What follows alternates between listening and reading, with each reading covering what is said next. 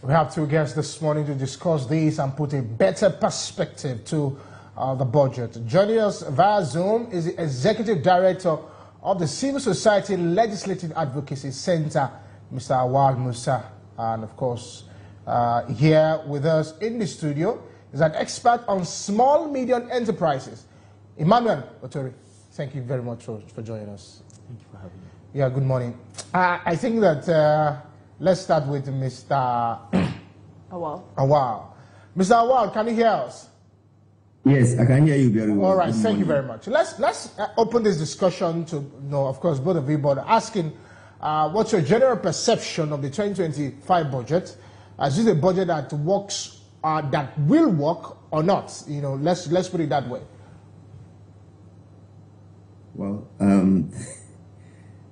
first and foremost, we see this budget as a very comprehensive and ambitious budget that, if we truly can implement it, it can actually help in terms of bridging the gaps in terms of our development effort in Nigeria. There are a number of things that need to be put in place in order to realize the ambition that the president has put in the budget 2025. And if those areas are not dealt with, it will be extremely difficult for us to realize this. One of the challenges, that if we are going to achieve and realize this budget is really the corruption in the budget itself. We need to deal with those areas that create opportunities for people to appropriately divide resources allocated to various sectors. As you can see that the 2024 budget has now been extended to June 2025. It tells you that the capacity, the inability to implement the budget is becoming much more embarrassing to the nation. Secondly, the excessive deficit in the budget itself is a worrisome. We need to find a way to bridge the wide budget deficit that is being presented by the president. Thirdly, we need to ensure that we deal with this excessive borrow country has embarked on. You continue to borrow, and at the end of the day, the developmental projects that you promise the nation is not being realized. But of course, the consumption, the public official, they always want to make sure that those areas that has to do with consumption, they actually exhaust that aspect of the budget. When you look at the major challenge also associated with the budget itself is the continuous problem we have on oil theft. The projection that we have, what you're supposed to make a lot of income from the oil production, is met with a lot of challenges arising from the oil theft, vandalization, and outright sabotage by some of the people that are working in that sector. So you also have, the challenges of, some people who will only be active when it comes to budget.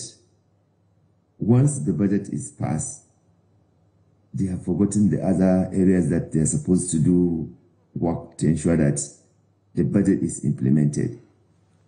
Oh. So you need to do a lot in terms of ensuring that those areas that can make the budget work actually work. No matter how much you budgeted for security, for health, for education, for infrastructure, if corruption is not eliminated from the budget implementation, if the deficit continue to widen, if the projection that you have to make this money is not, reliable, if you continue to rely on borrowing and also paying large chunk of money for debt servicing, it will be extremely difficult for us to realize this budget of restoration. Okay, all right. Thank you very much, Mr. Awal.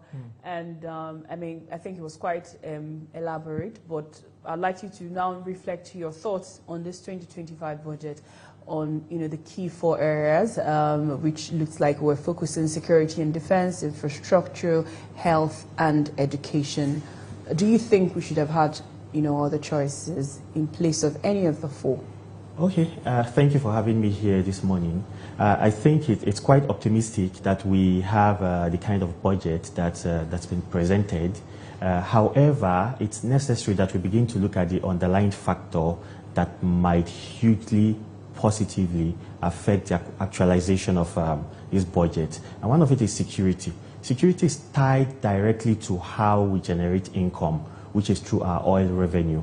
How are we able to curtail oil theft? How are we able to curtail bunkering? So if we're able to curtail oil theft, it then means that to a large extent, we might be able to guarantee the kind of revenue that would help finance the budget. Now, that's with respect to security. What about education? We have over 10 million out-of-school children today. And we've been having budgets for education. But you would realize that this very number, the 10 million and plus, has not reduced. Is it that the education budget, the budget for the education, has not directly taken these children off the streets to provide them quality education? And regardless of the fact that we have out-of-school children, what about the public infrastructure for education? The primary schools, the secondary schools. Most of these learning institutes or institutions are in dilapidated environments. They are not properly taken care of. So while we're optimistic of the fact that inflation will drop from 34.8% to 15%, we're optimistic that the dollar will exchange at 1,500. We need to then sit down and begin to think, for example, to consider how many states are generating their own revenue that could actually manage their budgets.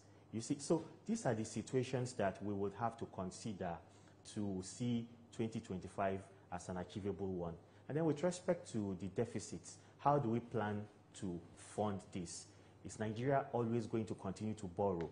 What if we begin to explore areas like exports, especially in the areas of our human resource, now that Nigerians are in this era of Japa, in as much as that might not be the best of options, but it also shows that we have the capacity to earn, because our Human Development Index is, it shows that Nigerians are young, Nigerians are entrepreneurial in nature, Nigerians are talented. What if we consider aspects that helps us to generate revenue from the diaspora? Okay, so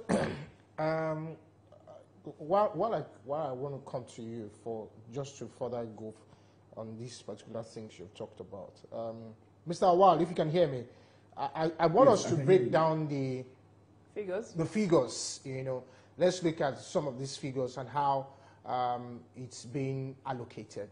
Now, the budget itself is called Restoration, Securing Peace and Rebuilding Prosperity.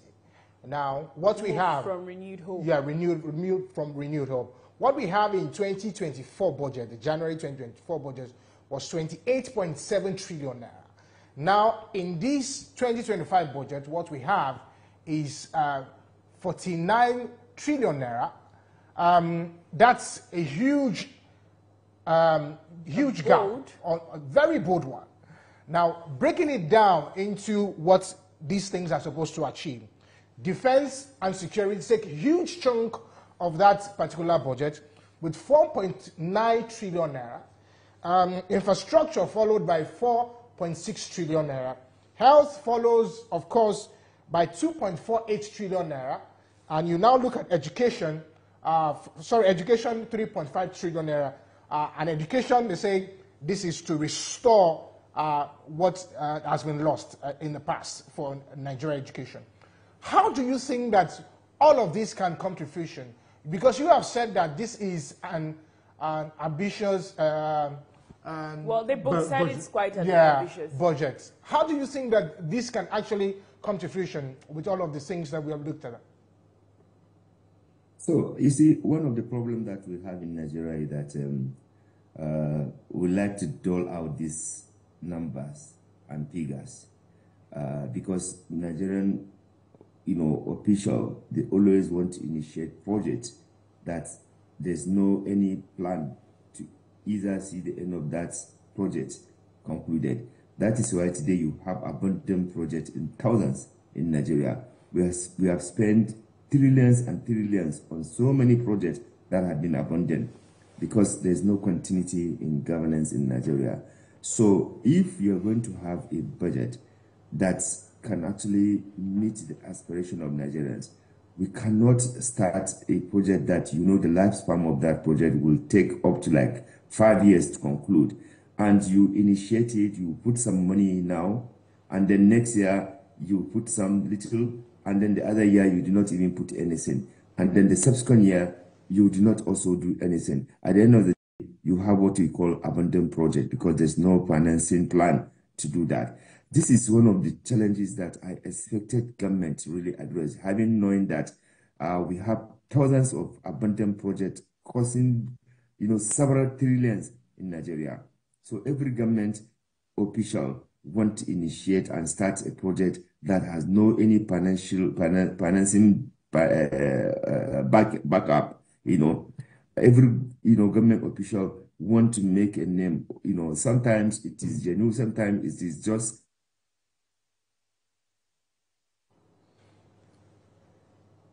It's a live situation. We hope that Mr. Awal joins us. But while we're still on the discussion, I'd also like to ask you, when we look at everything we're talking about, the fact that we've had this consistency of not being able to fulfill to the terms what we have in the budget. How do we start making the budget work?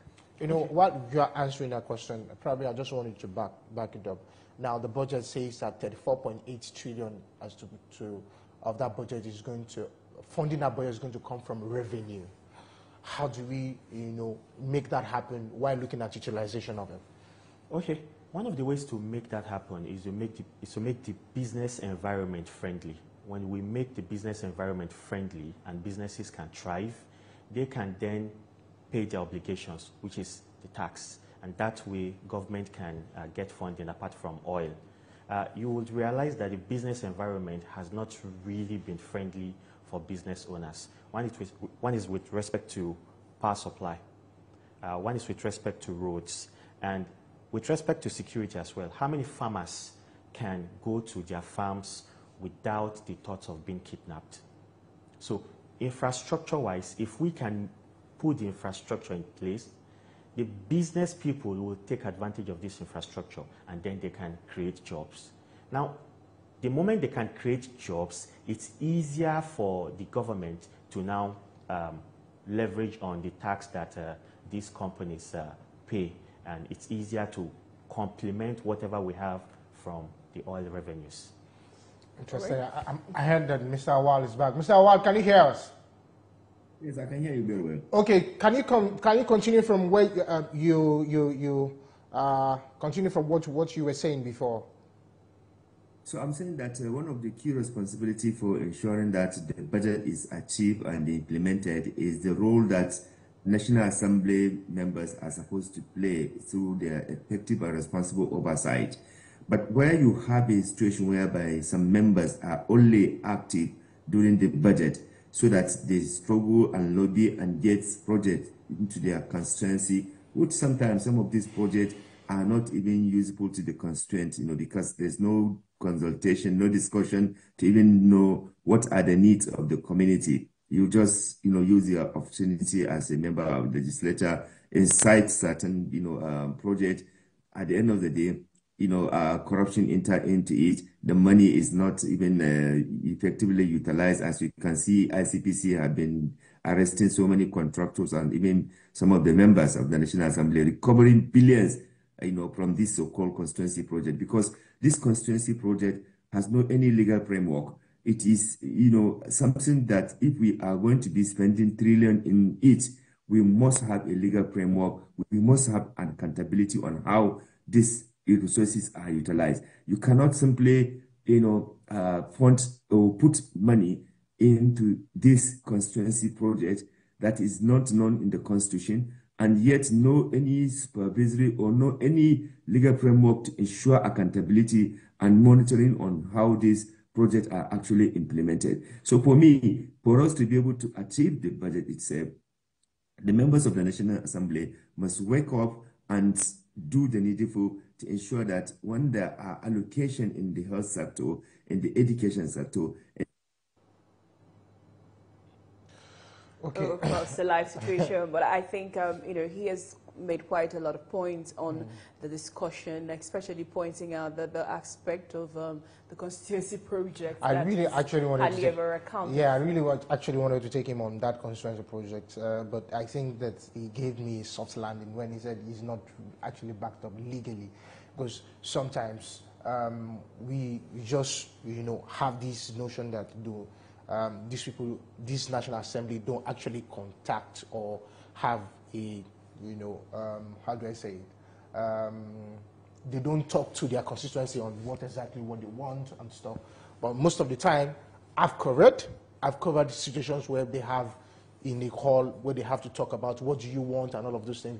I think what the problem is the legality of how how to carry out those constituency projects. Yes, but you may have covered one or two senators may have done it, but it doesn't mean that that's why. No, he even now landed by saying that because it's not legally backed up. So there's a situation, so there's a situation where because it's not legally backed, so I can just do whatever I want to do. But let's look at another one. Expert that called this budget an intentional budget. Do you agree? Looking at the fact that one of the things that was also said was that 3.8% of this budget was going to be funded for budget deficits. So do you agree with this? Well, I agree with the fact that with all the necessary factors put in place, that if all things goes as expected, this is a very great budget. But then how do we begin to put all the necessary factors in place? Because it's about the reforms. The recurring budget, for example, why do we have it so high? This recurring budget, year on year, the recurring budget is always high. The capital expenditure is high. Why do we have it that way? If we have the recurring budget within the range of close to 50%, then I think we need to look at it holistically. And how do we ensure that you don't want to keep having an operational cost that's recurring every year? No nation can survive that way. No business can survive that way. And for a nation, it's too huge to have close to 50% of the budget to be recurring, talk less of the deficit that has to be handled. Because we know this is optimistic. We know the government is having the footing in the right direction to see this through. But then when you have a plan A, there should also be a plan B. If we are not able to produce the number of barrels per day, that's also quite optimistic. We have a little over 2 million barrels per day. Yeah. If you look at the educational rating as well, UNESCO recommended standard is 58%. Nigeria has less than 26%. So even the quality of education we get, the quality of health care that a child will get when born in Nigeria is quite less. It's put at 36%. So global rating says 58%. It then means that a child in Nigeria, with respect to health care and education, is already at a disadvantage. So these are the issues, and it's necessary that we're able to talk about them.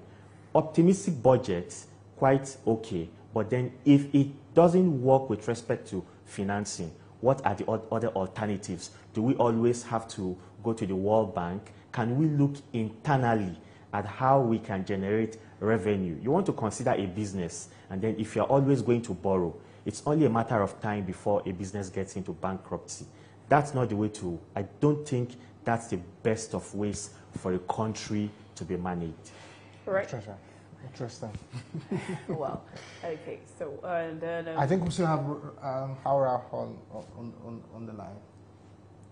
Can you hear us? Yes, I can hear you very well. okay, good to have you back. And then, how can we do better in terms of, how we a budget for a country such as ours? I mean, we've looked at or raised some of the significant issues. So realistically, how can we do better, moving from where we are to where we should be?